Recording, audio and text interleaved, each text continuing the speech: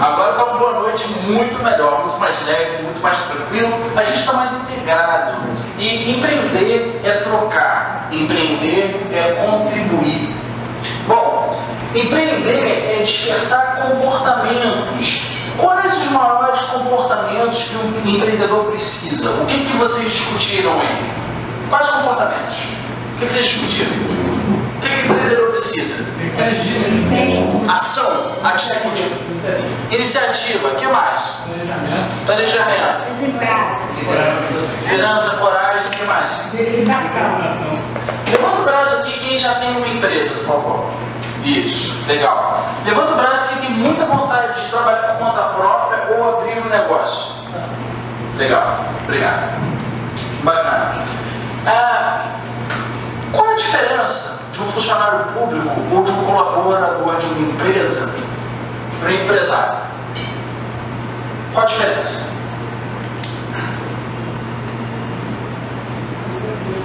Oi? Pode ter um leque imenso de informações, né? Quais? O funcionário público é estabilidade, né? O empreendedor. Não existe estabilidade.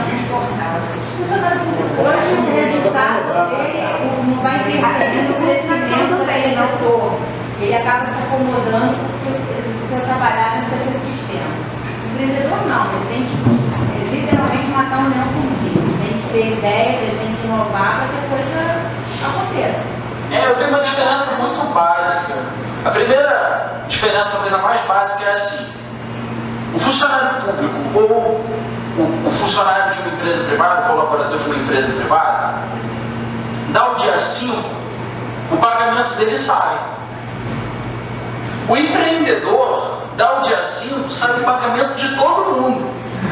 Saem todas as contas, todas as dívidas, todos os empréstimos, ele paga todo mundo. Chega lá no final do mês, ele fala assim: cara, então tem isso, isso e isso ainda para pagar. Mas assim, eu tenho que pensar que ainda tem a escola do meu filho, tem não sei o que lá, e eu tenho que tirar algum para fazer caixa, para fazer um investimento daqui a algum tempo. Então onde eu quero chegar?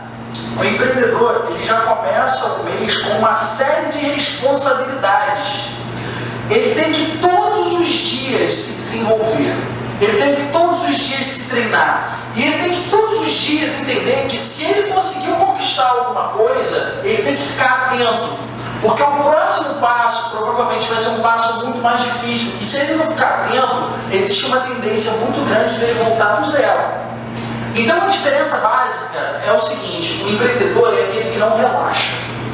Tudo bem, Diogo, mas tanto estresse, conta para pagar. Às vezes o empreendedor ele ganha menos do que se ele estivesse trabalhando em algum lugar. Mas por que vale a pena essa vida de empreendedor? Por que vale a pena falar sobre empreendedorismo? Por que vale a pena se dedicar a uma empresa ou uma startup? Por quê? O que vocês acreditam? Por que ainda tem gente que tem a ideia de abrir uma empresa? Por quê? Oi? Autonomia? Ter um destaque, um reconhecimento? O que mais?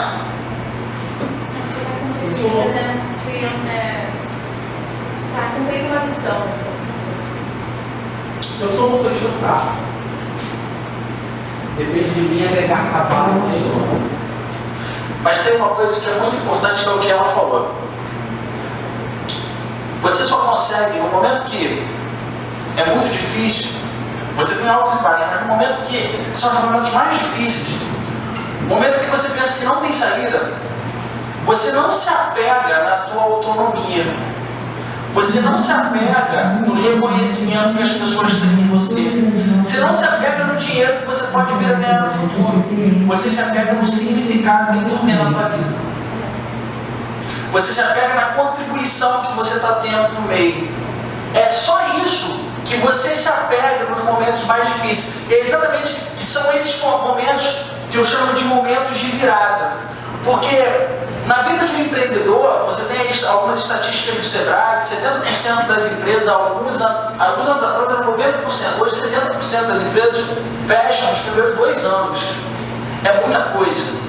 70% é muita coisa. Aí depois desses 2 anos, você tem mais 1 ano para alcançar a maturidade.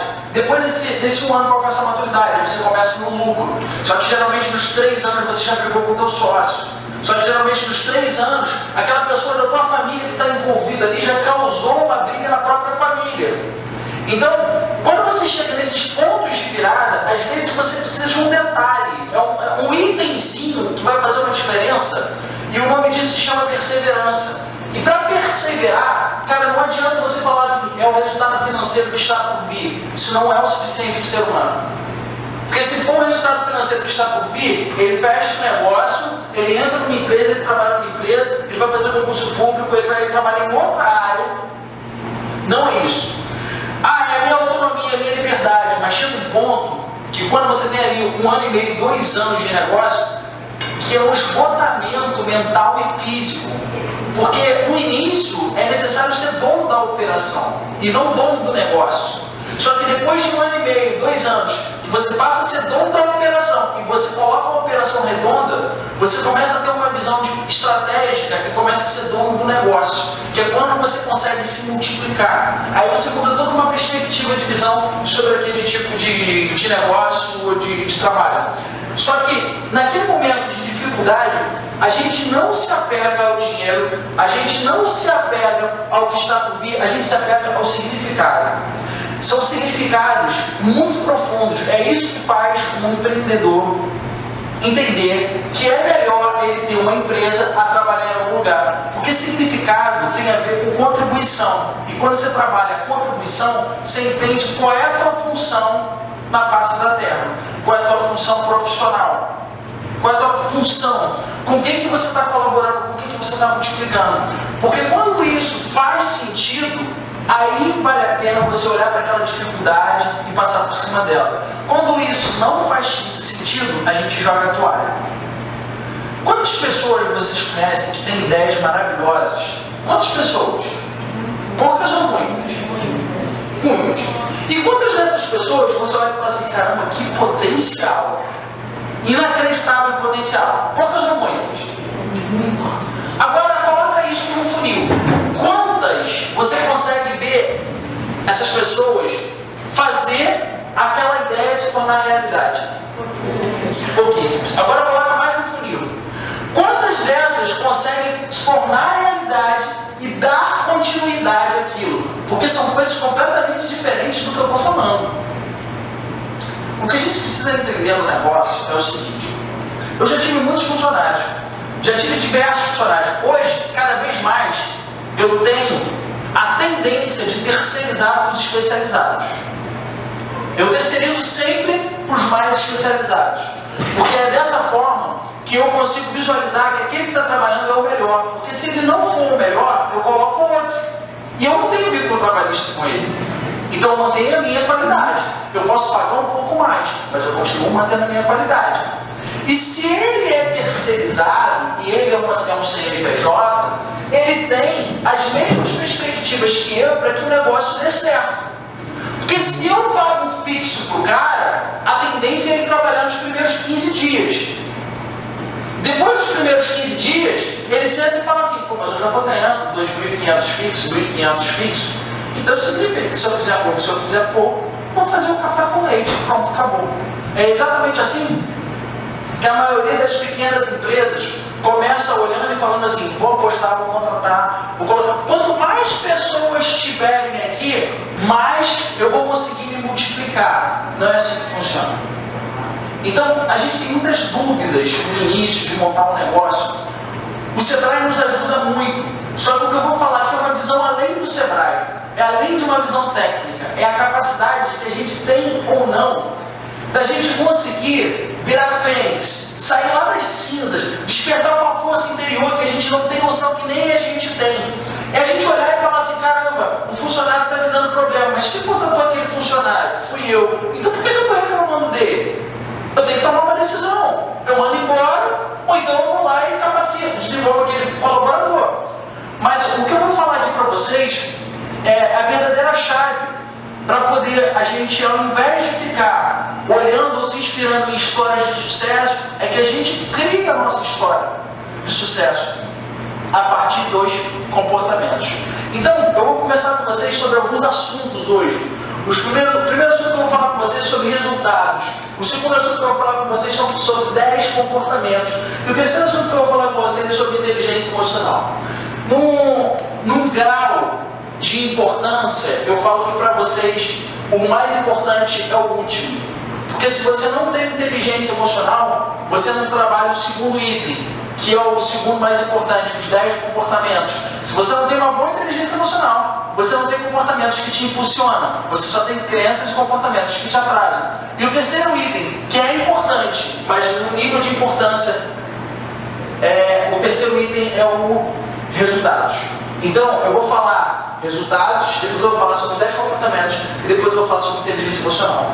Mas se eu virasse para vocês agora e falasse níveis de importância, primeiro inteligência emocional, segundo os 10 comportamentos e terceiro resultados. O que a gente vê na maioria das pessoas que abrem um negócio? Onde que coloca a ordem? Qual é a ordem? Resultados. Aí eu venho para vocês e falo assim, a pessoa que quer abrir um negócio hoje, primeiro, ela tem noção que mora no Brasil? Porque morar no Brasil significa tributação. Morar no Brasil significa acesso a uma mão de obra desqualificada, porque as pessoas são ensinadas a terem conhecimento e não a praticarem conhecimento. Se você pode ver qualquer universidade, você fica 5 anos recebendo uma porção de informação, uma porção de conhecimento, que é importantíssimo. Mas quando você vai para a aplicabilidade daquele mercado, aí sim você conhece aquela profissão, aí sim você conhece aquele conhecimento. Só que a minha briga pelas universidades, pelas graduações, pelas pós-graduações, são exatamente que por que não trazer para a sala de aula?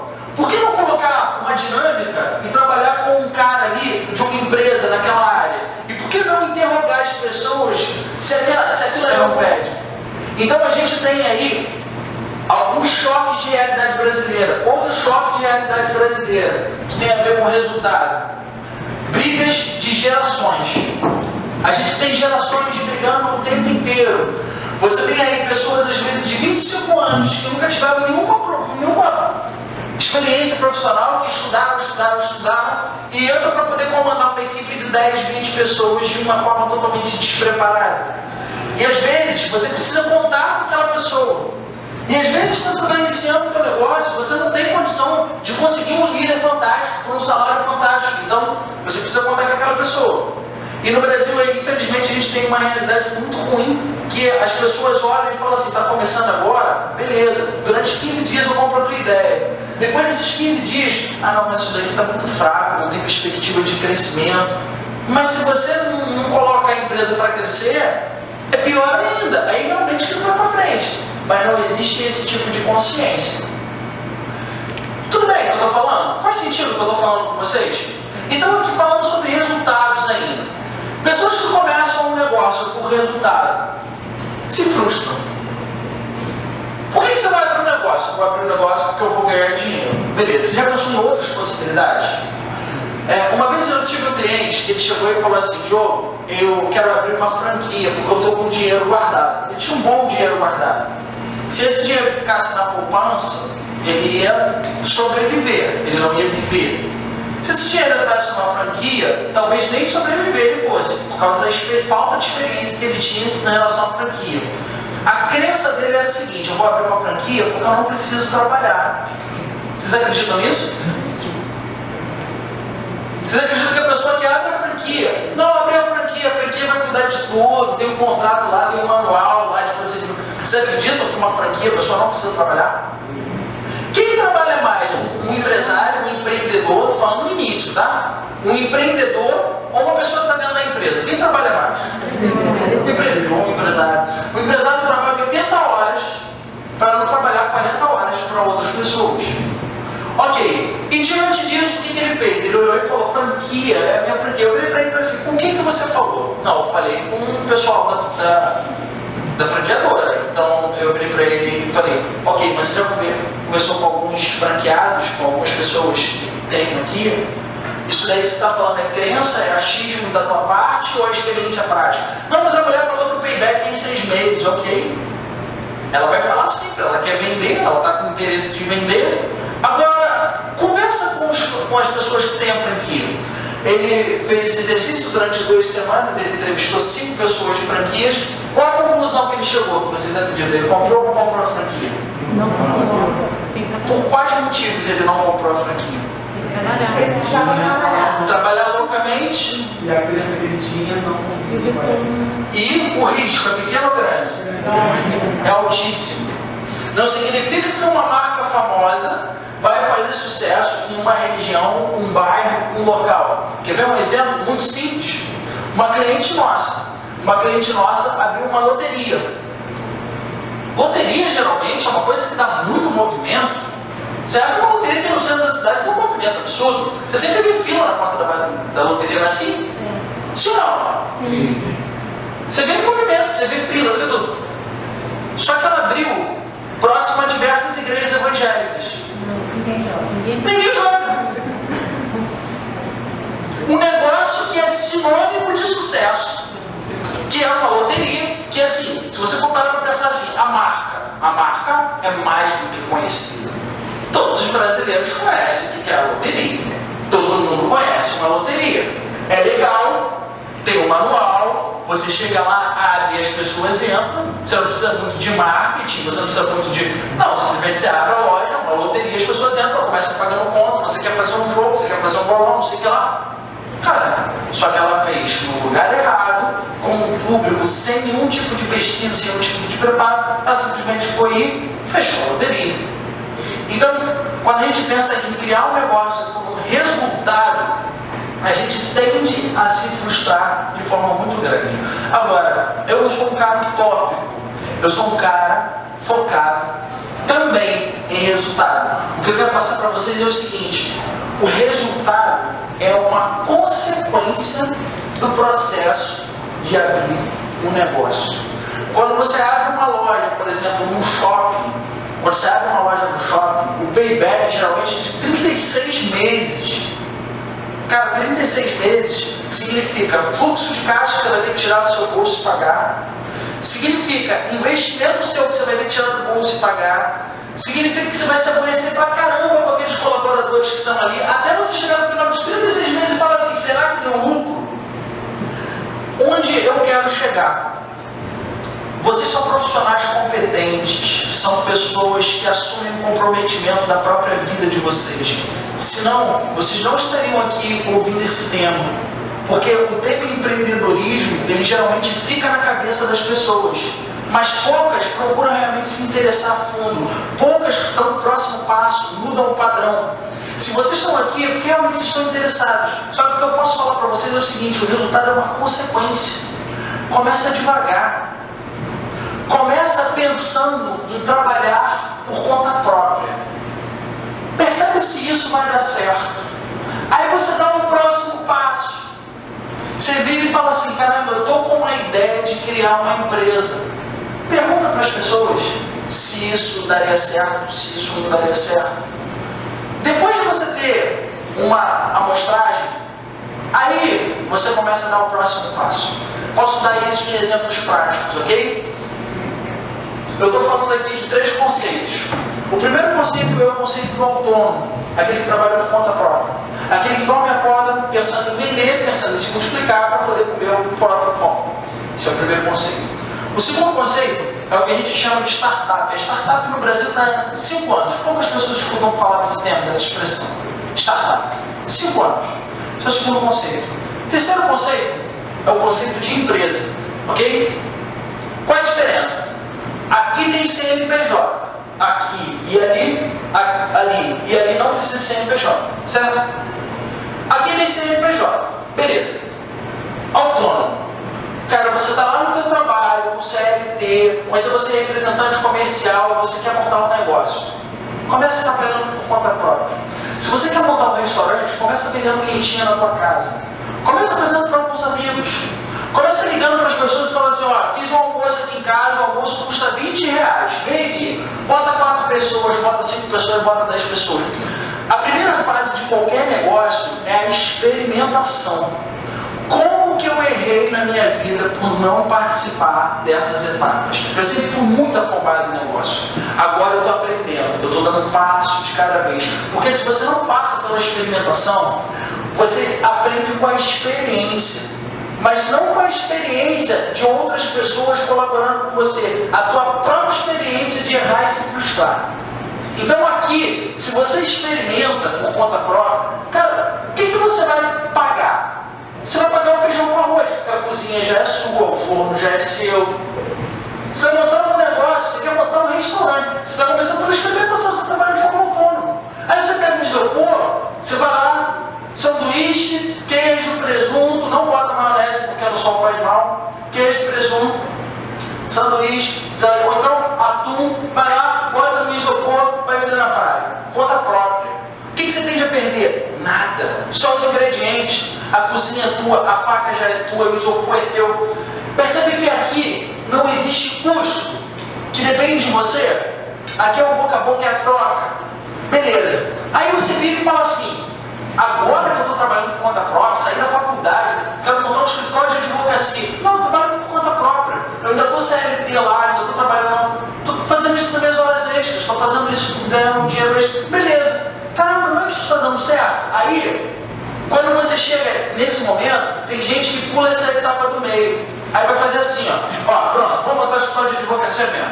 Montei uma estrutura física, eu que vou ter que cuidar do ar-condicionado, eu que vou ter que limpar o chão, eu tenho aí um contrato de 1 ano de aluguel que eu tenho que arcar todo mês, mesmo que não entre cliente. Cara, você pulou uma etapa. Se você pulou uma etapa, o teu resultado, ele só vem como consequência. O trabalho vai ser o mesmo, a diferença é que você vai ter custo. Então, se você está na experimentação disso daqui está dando certo, vai para o segundo passo, startup. O que é startup? Validação. Você experimentou, as pessoas gostaram. Agora você vai ao mercado validar aquilo que é ideia. A maioria das pessoas não entra na validação. Fala assim, eu tive uma ideia maravilhosa. 6 meses depois quebra. Ah, eu saí agora do emprego, vou mandar embora, entrei na justiça, ganhei um dinheiro, vou montar meu próprio negócio. Cara, 1 ano depois quebra. Porque não passou por essas etapas. Então eu estou falando de resultado. Se você entrou aqui, você fez a experiência, começou a trabalhar por conta própria, aí você falou assim, cara, eu não sou CLT lá, mas está dando certo. Calma aí, eu já estou nisso já há 2 anos. Eu estou olhando um salário aqui e outro salário aqui. O salário da minha CLT está X, esse daqui está Y. Caramba! Boa noite, pode ficar à vontade, tem mesa aqui, cadê ele? O salário da minha CLT está X. E o salário do meu trabalho autônomo está Y. Pô, então o que eu vou fazer? Então eu vou começar a entender melhor isso e a profissionalizar. Percebe que às vezes a pessoa dá um passo, lava isso aqui e se quebra todo? Então olha e fala assim, eu vou profissionalizar. Aí você vai entrar nessa segunda etapa, startup. Startup. O que é a startup? A startup é todo tipo de negócio viável e escalável. Ele pode se multiplicar. Quando você tiver certeza que ele é escalável, que ele vai poder se multiplicar, quando você tiver certeza que é um negócio viável, você vai para uma terceira etapa, que é abrir a empresa. Só que no momento da startup, você tem um momento chamado validação. O que é validação? É você pegar uma amostragem, entender que as pessoas realmente precisam daquilo que você está falando, entender que você já tem cliente que está dando certo na outra fase quando você era autônomo, que esses clientes estão junto com você e eles estão multiplicando o teu trabalho. A partir do momento que você valida isso e isso se torna positivo, o que você faz? CNPJ.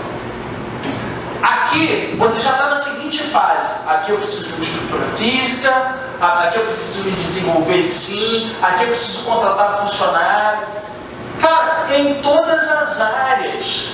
Ah, tá dando muito certo essa coisa que eu tenho. Pô, me falaram que eu tenho dom de criatividade. Eu fiz a festa do meu sobrinho, eu montei lá com umas bolas, umas decorações que foi super legal. E aí a minha outra tia me pediu isso, o vizinho da frente me pediu isso. E aí eu comecei a cobrar. A coisa começou a dar certo. O pessoal começou a experimentar, começou a dar certo. Pô, não é que eu posso profissionalizar isso? Aí você começa a validar. Cara, você pode validar tudo. Eu quero criar um nome de uma empresa. Não cria por você, valida com as pessoas. Por exemplo, o nome da minha empresa se chamava Status. Só que era status com X. Ninguém sabia o significado da palavra status. Aí a gente começou a fazer reuniões. Diogo, o nome da tua empresa tem que ser você mesmo. Porque as pessoas criam relacionamento e confiança com você. Poxa, vamos ver.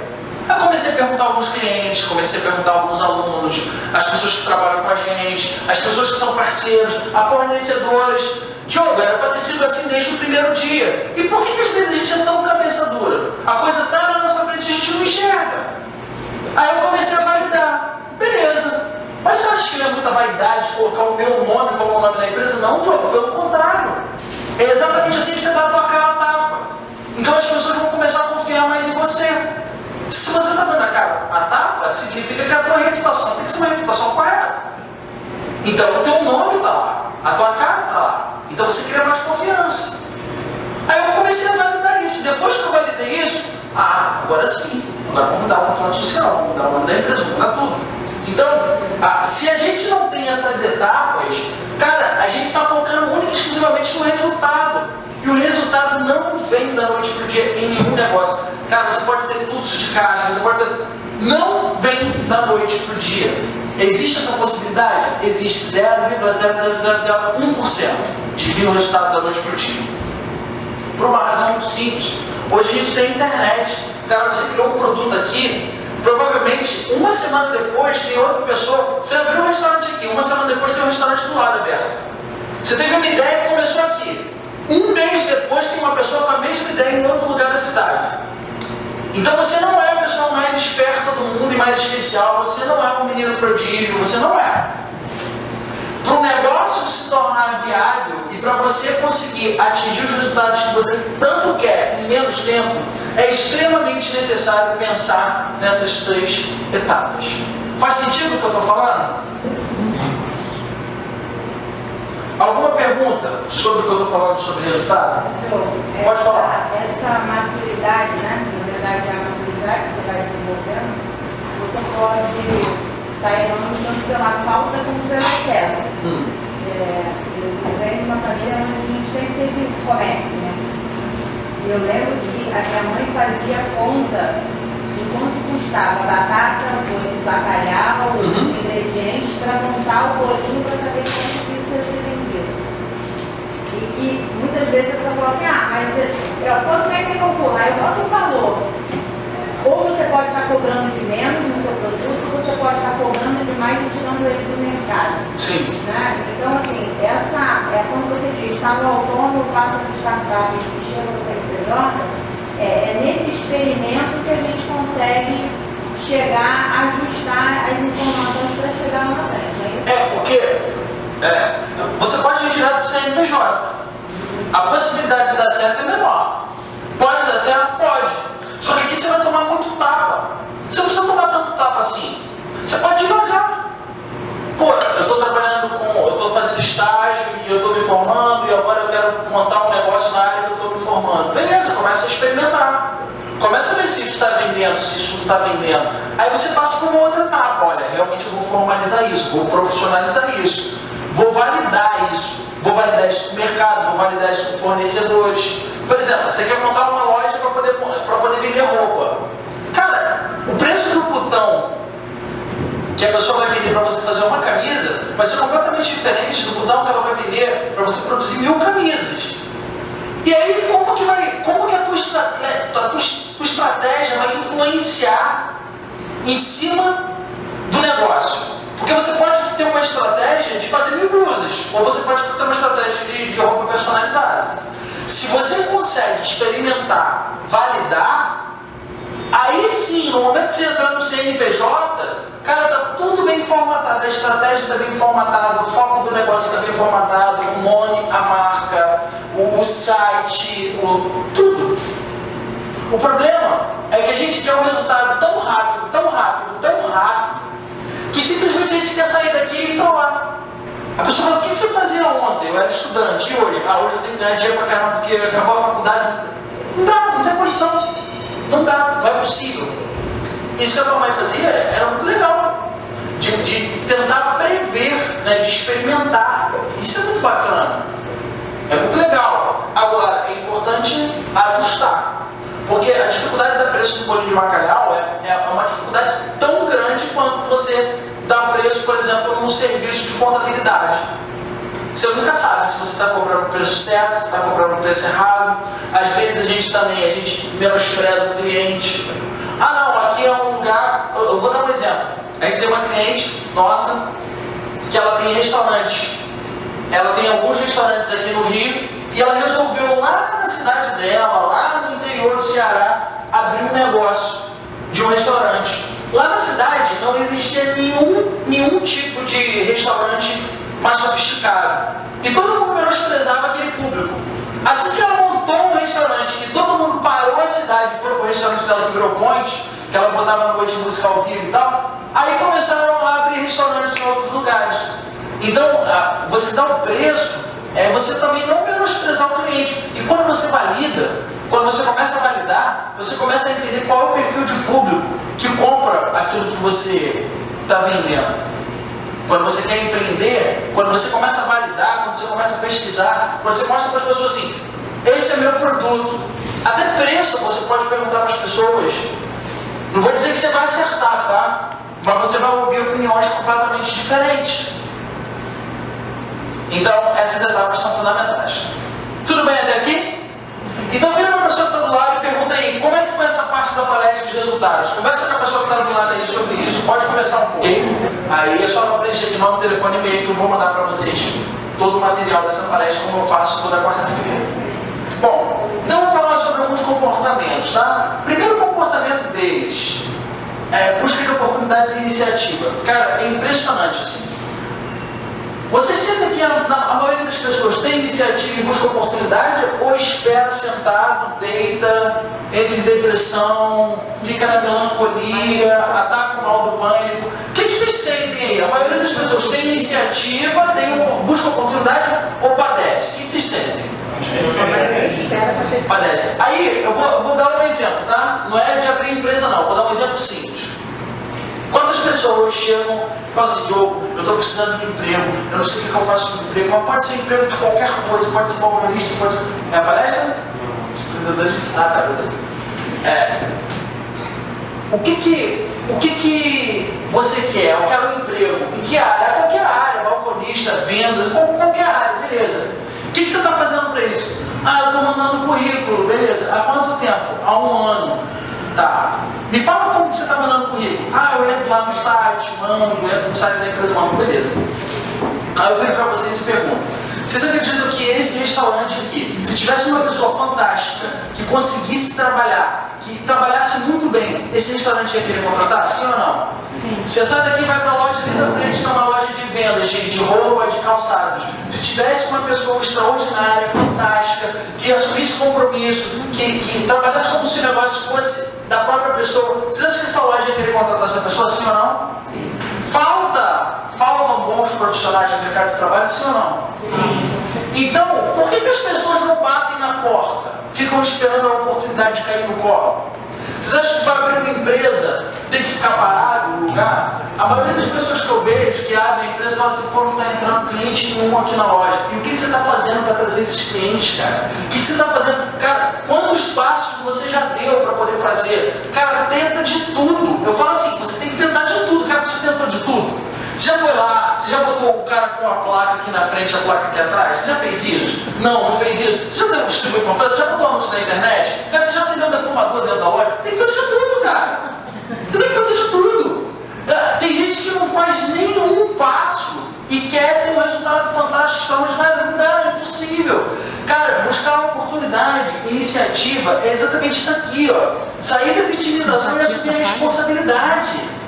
Sair da vitimização e assumir que aquilo ali faz parte da própria decisão da pessoa, da própria escolha da pessoa.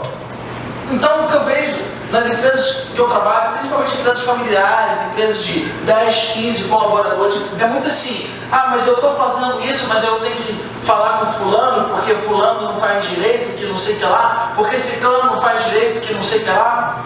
O que eu mais vejo é o seguinte, colocar a responsabilidade em cima de outras pessoas e esquecer que a responsabilidade é do próprio empresário sobre aquele negócio. Outro dia eu estava atendendo um restaurante japonês, fazendo um trabalho de coaching lá. E aí, como que é? Não, eu que limpo o peixe. Tudo bem, mas você não é o sócio do restaurante. Quanto tempo você tem restaurante? Eu tenho esse restaurante de 5 anos, mas eu continuo limpando o peixe. Quanto tempo por dia você limpa peixe? De 4 a 6 horas por dia limpando peixe. Ok. E diante disso, 4 a 6 horas por dia, o que você poderia fazer? Limpar peixe é o que há de mais lucrativo? Ah, não, porque assim eu reduzo o meu custo. Tudo bem, mas e aí? Quantos cursos você já fez esse ano? Quantas pessoas novas? Quantos investidores você já foi até eles e conversou com eles? Quanto de marketing que você está fazendo? Quantas outras empresas você pode buscar para agregar? Você pode multiplicar isso de diversas formas. Você vai continuar limpando peixe? Esse é o teu melhor? Essa é a atividade principal? Isso é prioridade? O que você está fazendo hoje? Agora eu estou falando para vocês aqui. O que vocês estão fazendo hoje na vida de vocês? Que está colocando total foco? E qual o nível de importância e de prioridade que isso tem realmente na vida de vocês? O que você está colocando foco? Você tem várias atividades que você faz. Atividades na vida pessoal, atividades na vida profissional. E dentro da atividade da vida profissional, a gente tem aí cerca de 70% do nosso tempo ocupado com um monte de coisa que é besteira, que não traz lucro. Que você está ali, aquele cliente ali que está reclamando com você, você pode ter certeza que aquele cliente que mais reclama, que mais pega no teu pé, é o que menos te valoriza. E você está ali perdendo tempo com ele. Você está ali o tempo inteiro. Cara, o que mais te valoriza, provavelmente você deve ter cobrado um pouco mais. E por você ter cobrado um pouco mais, ele deve ter na consciência assim, já que eu estou pagando bem a ele, eu confio muito mais. Então ele sabe o que vai fazer.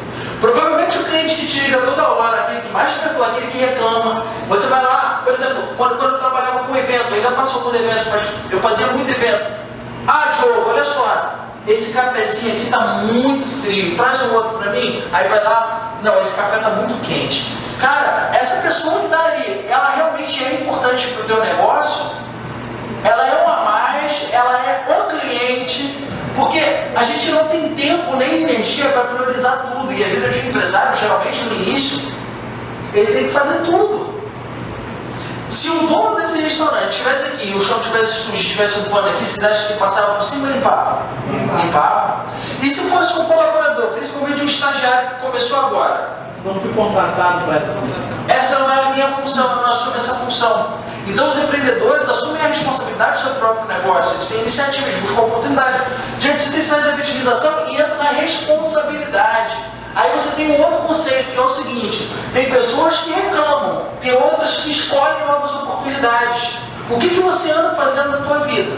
Reclamando que você não está dando o próximo passo? Reclamando que os teus padrões continuam os mesmos? Reclamando que você está com o mesmo comportamento há uma série de tempos e não muda isso? Ou você está escolhendo uma nova função? Você está escolhendo tomar uma nova decisão na sua vida? Você está escolhendo mudar o teu padrão? O que você está escolhendo? Ou você continua reclamando? Cara, o que você vê na maioria das empresas? Pessoas que assumem as próprias escolhas ou pessoas que reclamam? Na maioria. As pessoas reclamam o tempo inteiro, cara. O tempo todo as pessoas reclamam. E as pessoas que mais reclamam são as que menos têm resultados. E as que menos têm resultados continuam reclamando mais ao invés de agir. E a oportunidade é dada a todo mundo. Cara, toda corrente filosófica, toda corrente religiosa fala sobre oportunidade. Toda. Todo livro de autoajuda fala sobre oportunidade. Não é possível que a oportunidade não bata na porta. Bate. Mas ele, no momento que bate, o que a gente faz? O que a gente está fazendo? O que é prioridade? Será que a gente enxerga? Deixa passar. Eu acho assim, se a pessoa não sabe o que ela está buscando, porque quando você falou da vaga que você está querendo, ou qualquer coisa serve. Se ela não sabe o que ela está buscando, dificilmente ela vai conseguir identificar uma boa oportunidade quando ela passa. Porque ela quer disparar para todos os lados. É, a falta de foco, né? A falta de foco. Mas aí tem uma outra coisa, além disso, que é o seguinte: mesmo que a pessoa não saiba o que ela está buscando, se ela está agindo, ela vai encontrar. Mas se ela não está agindo, ela vai ficar mais perdida ainda. O que vocês veem nessa imagem? Uma pessoa indecisa. Várias portas, várias escolhas, não é? Se esse cara fosse vendedor, se ele batesse batesse em 100 portas, ia ter mais possibilidade dele vender do que se ele batesse em 5?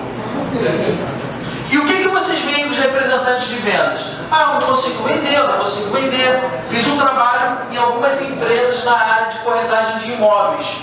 O que acontece na área de corretagem de imóveis de luxo? A pessoa se desgasta, se desdobra em 1000, passa um ano sem vender, vai lá e vende.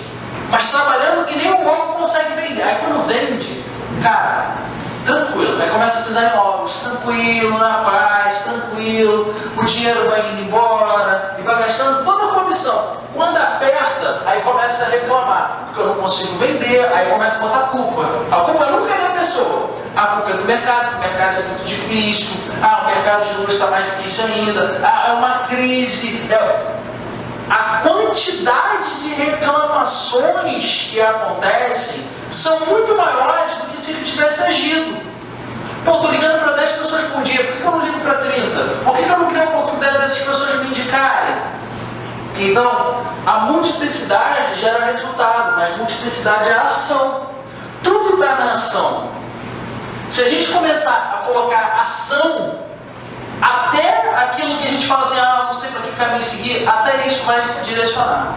Uma vez colocaram um livro de treinamento de vendas, aí uma parte, por exemplo, um grande empresário mandou 2 funcionários para o mesmo lugar, fazer venda de sapatos. Quando chegou, o primeiro que chegou lá, falou assim, eu ligou para o patrão falando para ele, olha, pode mandar me buscar novamente, porque eu não vou vender sapato nenhum, porque aqui ninguém usa sapato. Aí o outro ligou para o patrão, o patrão pode mandar carreta lotada, porque aqui ninguém usa sapato, eu vou vender para todo mundo. A pessoa tem que ter essa visão. Eu vou dar um exemplo de exemplo empreendedor. Eu fui fazer coach com um cara que era completamente perdido, não sabia o que fazer na vida. E um cara absolutamente empreendedor. Aí ele me contou uma história que eu achei muito legal. Aqui no Rio de Janeiro, em Niterói, tinha uma fábrica de um Guaraná. Eu não sei qual é o nome do Guaraná. A história era a seguinte, os representantes iam, chegavam e batiam assim, olha só, esse Guaraná aqui, não, mas essa marca não é conhecida, então tudo bem, então você não comprou, beleza. Aí ele fez de um jeito totalmente diferente, olha só, prova esse Guaraná aqui, bebe, esse é o melhor Guaraná do mercado. Eu já vou deixar aqui 10 caixas, você não vai pagar nada. Essas 10 caixas eu vou pagar do meu bolso, você vai vender, você vai dar um dinheiro para você. Depois que você vender essas 10 caixas, eu vou deixar algumas caixas em consignação. O que você vender, você me paga. Você não vender, você me devolve. E depois disso, você vai começar a fazer pedido para mim. Eu tenho 70% das vendas da fábrica. Só que o grande foco dele, e onde que tinha o grande lucro dele, eram os grandes eventos. Ele foi para Campina Grande sozinho. Cara, o maluco é muito empreendedor. Ele foi sozinho para Campina Grande. Ele foi lá na festa, ele virou e falou assim, quanto que era para poder botar uma barraca aqui? É tanto, beleza. Pegou o telefone, ligou pro Rio, falou, manda 2 caminhões para cá, eu só vou te pagar daqui a 15 dias quando acabar a festa aqui. Ele vendeu os 2 caminhões sozinho. Ele botou no gelo, botou isopor e vendeu. E os outros tudo reclamavam que a marca não era conhecida. Isso é criar oportunidade. Isso é se desenvolver. Consegue perceber a diferença? É porque, assim, eu também percebo que muitas pessoas, às vezes, não querem empreender ou não querem montar o próprio negócio, porque por mais que exista esse risco que você falou de analisar, sempre quando se dá o primeiro passo, mas inevitavelmente, arriscou que o Guaraná não era conhecido, ele arriscou e ousou de falar para o rapaz pagar em 15 dias, então inevitavelmente isso vai ter um risco. E às vezes as pessoas não entendem esse risco e é necessário você apostar com a certeza de... Mas aí eu vou voltar no primeiro tema. Eu não contei o principal da história. Ele teve uma queda tão grande que a empresa dele tinha quebrado e ele simplesmente não tinha dinheiro para pagar a comida dos filhos. Os filhos estavam passando fome. Então a perspectiva dele diante do negócio era assim, ou é tudo ou é tudo.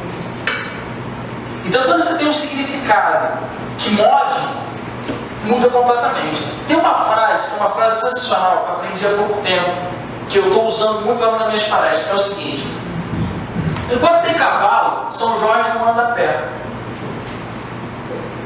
Quando você tem uma pessoa ainda que está bancando, quando você ainda tem alguma coisa que está te sustentando, cara, você está na zona de conforto, você continua ali no cavalo, você vai montando no cavalo. Mas a pessoa permitir esse cavalo de você, cara, aí você vai andar a pé. Aí você vai ter que falar assim, pô, eu vou andar a pé daqui até a outra esquina, é uma coisa. Agora se eu tiver que andar a pé no meio de um deserto, com calor, aí eu vou tomar uma outra atitude, eu vou tomar uma outra decisão. Aí a gente age. Só que geralmente, aí, para poder atingir esse significado, ao invés de a gente colocar isso em doses diárias, não. A gente deixa, às vezes, chegar no fundo do poço, alguma situação limite, ou num desastre, ou numa miséria, para poder tomar a decisão de atitude de mudar. Então, é isso que desperta o potencial, esse significado interno. Vamos seguir? Bom, então, segundo comportamento. Segundo comportamento, a gente vai falar sobre correr riscos calculados. E o correr riscos calculados tem muito a ver com razão e emoção. Que o tempo inteiro a gente tem aí essa dança, esse balé da razão e da emoção. E a gente é muito matemático. Só que é engraçado que tem algumas decisões na nossa vida. Eu quero que você pense em algumas grandes decisões que você tomou. Provavelmente, essas grandes decisões que você tomou não tinham muita lógica. Pô, eu estou querendo fazer isso. Cara, mas não tem muita lógica. Pô, mas está todo mundo falando contra. E é comum que falem contra. A gente tem uma sociedade que tem um padrão.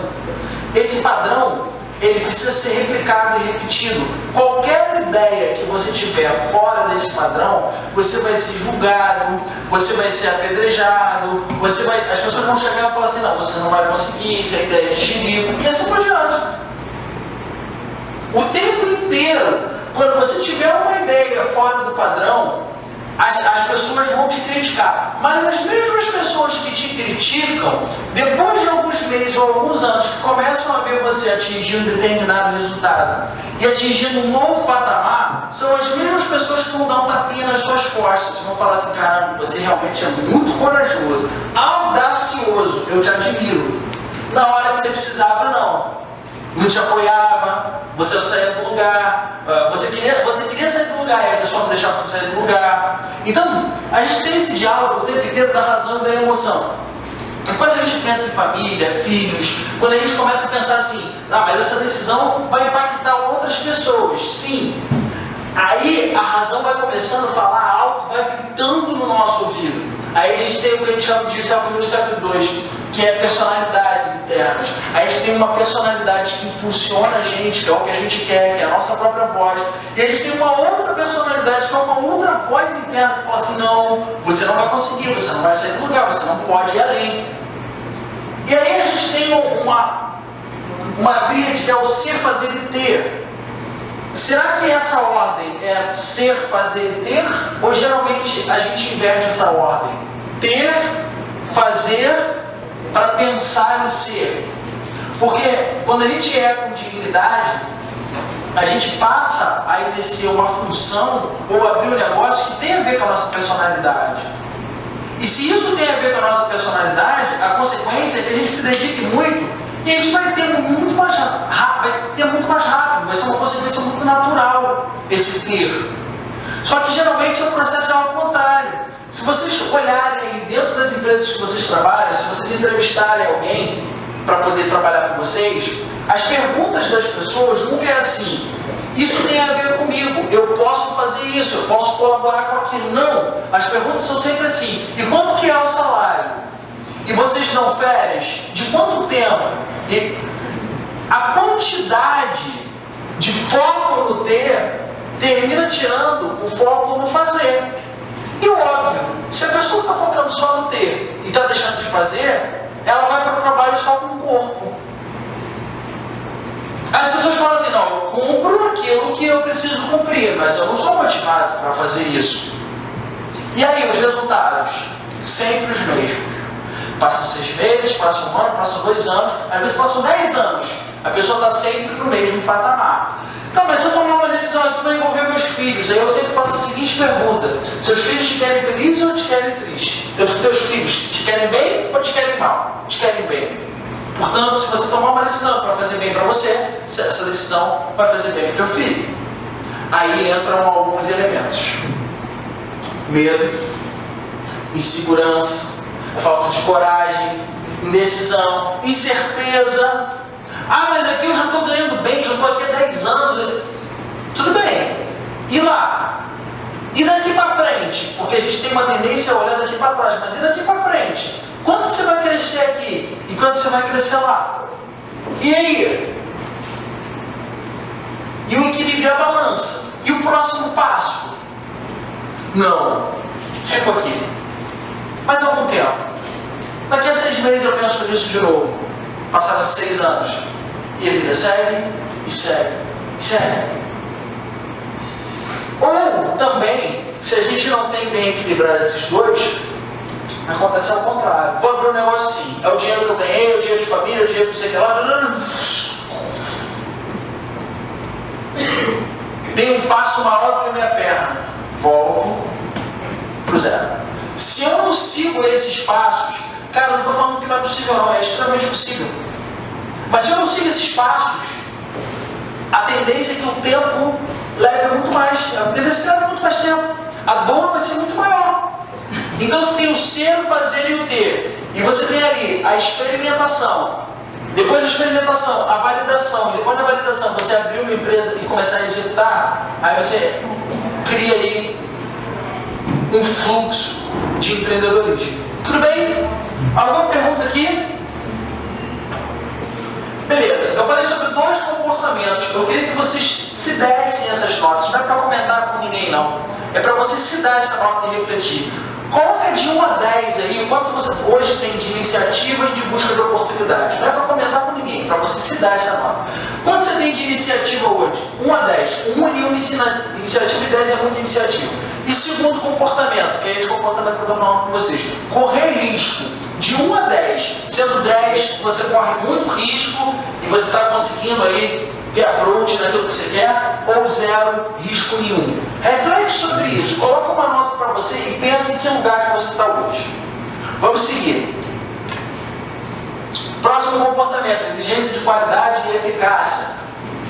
A gente tem ali a diferença entre assinar e rabiscar.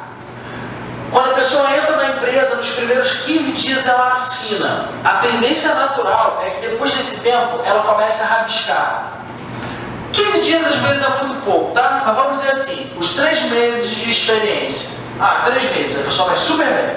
Eu não sei o que é, mas quando a gente sabe que a gente está numa zona de estabilidade, numa zona de conforto, eu não sei se com vocês é assim, mas eu sinto com todos os clientes, eu sinto que comigo também é assim. Quando eu sinto que eu estou num patamar assim, aqui eu estou estável, aqui eu estou confortável, relaxa.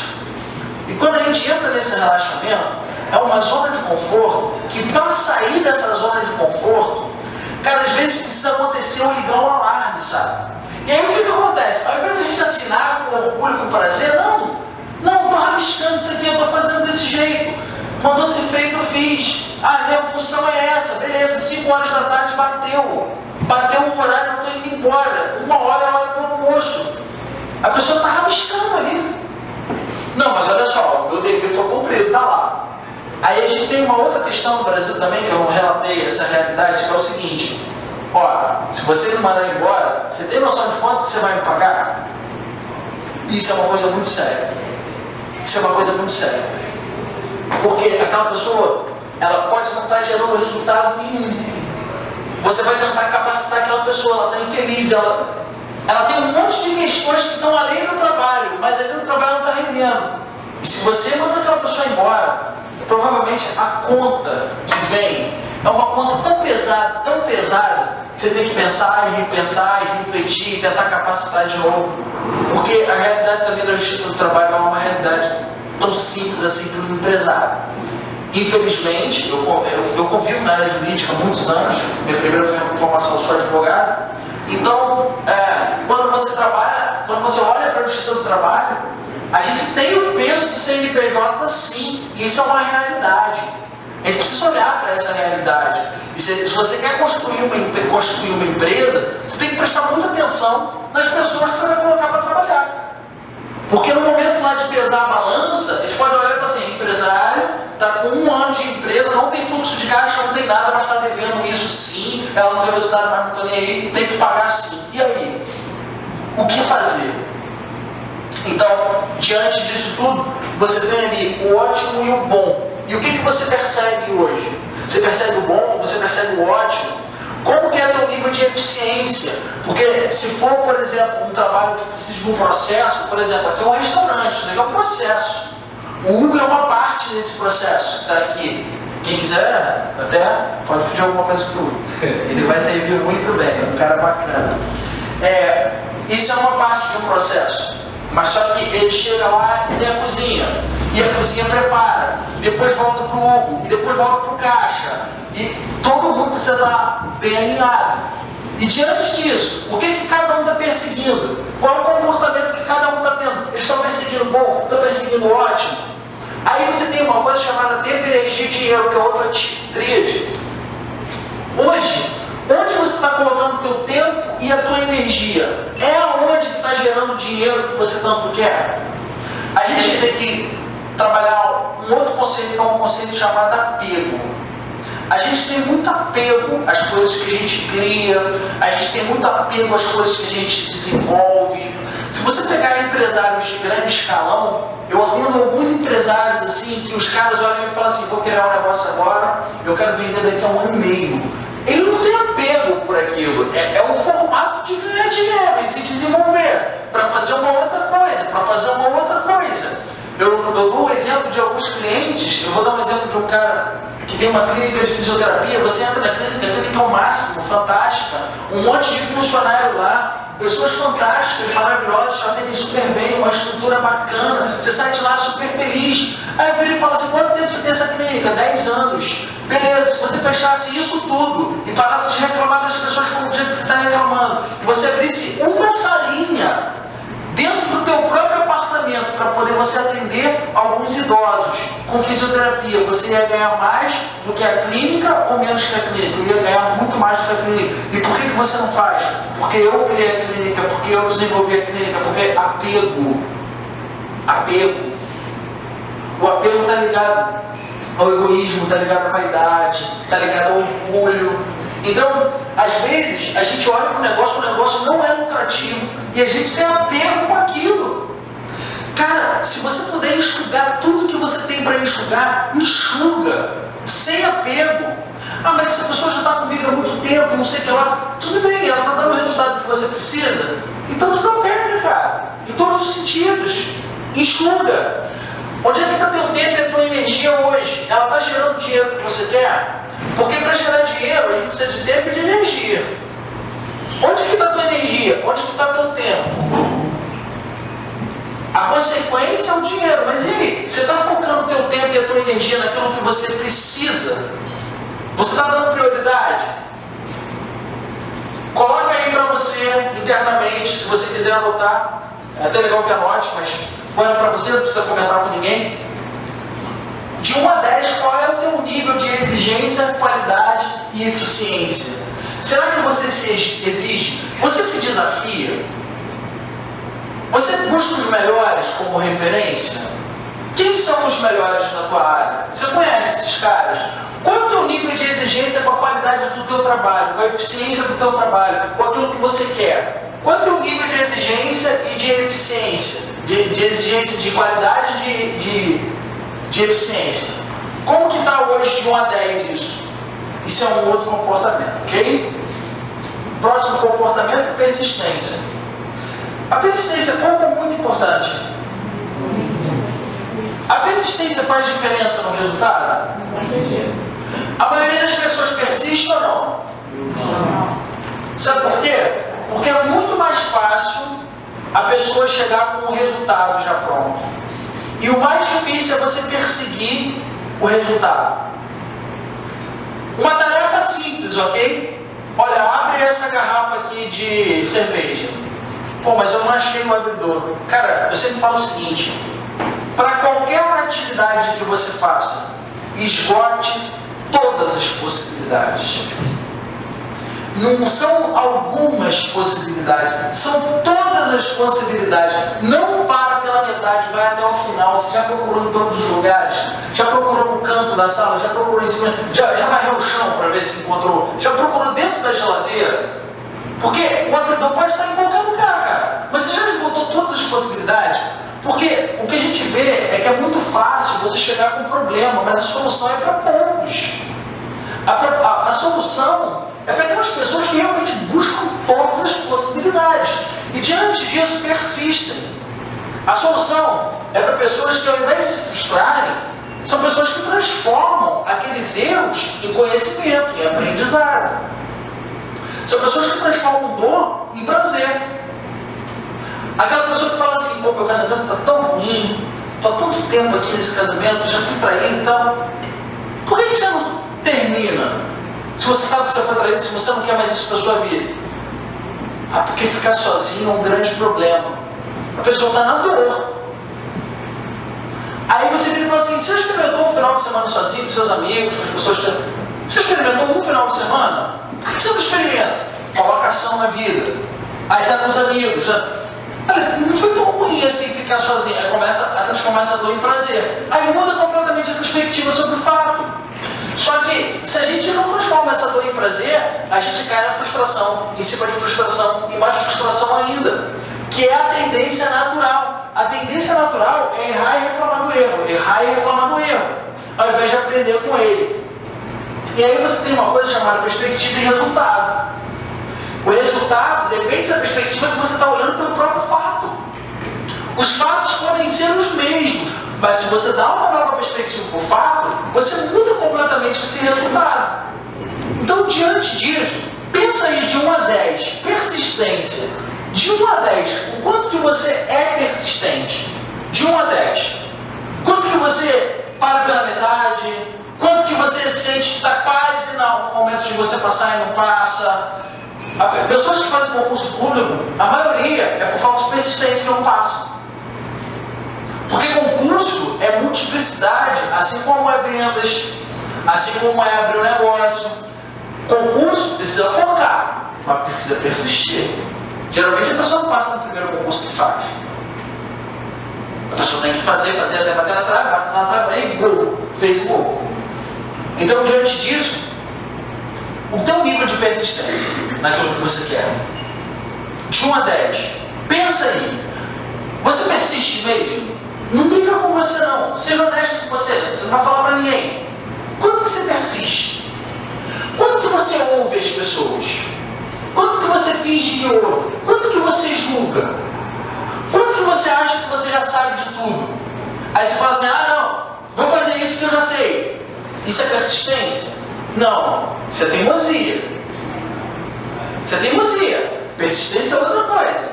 Persistência é aprender com os erros. Você pode ouvir as pessoas e você toma as suas próprias decisões e escolhe.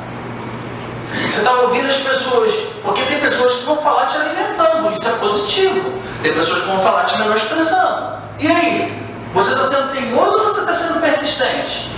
Teimoso é ser cabeça dura. Vou fazer isso desse jeito, do meu jeito é assim mesmo, vou errar de novo, eu não estou nem aí. Persistente é diferente. Persistente é agir para aprender com aqueles erros anteriores, para evoluir. É diferente da teimosia. Teimosia é o cabeça dura. É aquele que fala que sabe tudo. Até para persistir, a gente precisa de conhecimento. Porque a gente vai persistir de um jeito novo, de uma forma nova. É diferente. Tudo bem? Então a gente falou sobre mais um comportamento, que é o comportamento da persistência. Vamos ao próximo comportamento. O próximo comportamento é... Deixa eu voltar para cá. O próximo comportamento, depois da persistência, é a independência e a autoconfiança. Já repararam que todas as decisões que a gente vai tomar, talvez não todas, mas as mais importantes, a gente sempre pede opinião? Sempre. A gente pede opinião porque a gente, na maioria das vezes, a gente não está assumindo 100% da responsabilidade. A gente está sempre pedindo opinião, pedindo opinião, pedindo opinião. Pedir opinião é importante? É. Mas tem decisões que todas as pessoas vão falar para você não. E se você não fala sim, aquele pode ser o único momento da tua vida, a única oportunidade em relação àquilo. E você deixou passar. Então, diante disso, independência e autoconfiança. Cara, a autoconfiança é uma base, é uma estrutura. Como que falta a autoconfiança na vida das pessoas? Para tudo. Para tudo. para um relacionamento afetivo. Ah, minha autoconfiança está muito baixa, então eu tenho que me humilhar, eu tenho que passar por coisas que eu não quero. Autoconfiança para conseguir um trabalho, para conseguir um emprego. Porque a pessoa que é autoconfiante é a pessoa que se sente preparada. E se ela se sente preparada, ela se valoriza. Ela não aceita qualquer migalha, ela se valoriza. Eu sempre falo, qual é a relação? Se você trabalha com vendas e você trabalha com a tua autoconfiança, existe um benefício que você está entregando para outra pessoa. E aí? Você está se valorizando? Você é autoconfiante o suficiente? E segundo, qual é o teu nível de independência? Não é só independência financeira não, tá? Mas principalmente independência emocional. Qual é o teu nível de dependência emocional? Aqui a gente entra na questão da integridade versus a culpa. Já viu quanto peso que a gente coloca nas nossas tomadas de decisão? Que são decisões às vezes simples. Frente à quantidade de coisas que tem pela frente, são decisões simples. A gente tem muita coisa pela frente. Pô, a pessoa nem tinha estágio nenhum, estava reclamando do estágio. Agora vieram duas oportunidades, sabe? Se escolhe uma, se escolhe outra. Aí já começa a trabalhar a integridade e a culpa. Aí depois do estágio, ele escolhe o estágio.